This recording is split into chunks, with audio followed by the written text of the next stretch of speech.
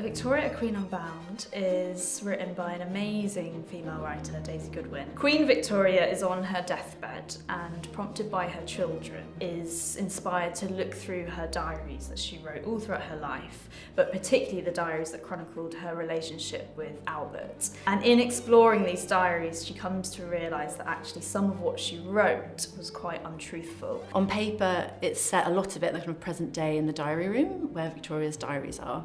And they think that she wrote about 300, so she was like prolific. And we loved that these diaries are kind of like a key to enter into kind of time travel, so they take us back to all these different moments throughout Victoria's and Albert's marriage. So there are two different Victorias. There's the younger Victoria and the older Victoria.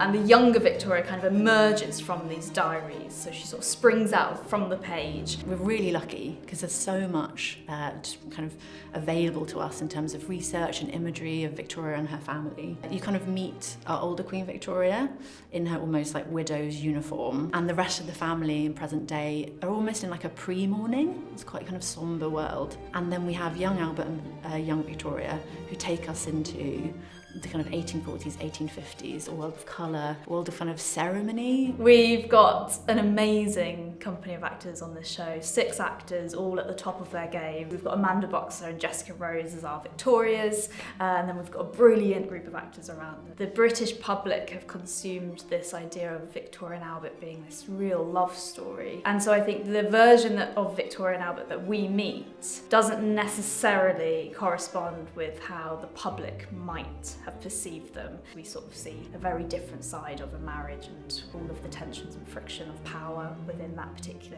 marriage in time. And obviously it's all anchored in Daisy's brilliant research, and so there's lots of really interesting information within it that I think not many people will know about. And I think it's really witty and funny, and so I think they'll have a really good night at the theatre as well.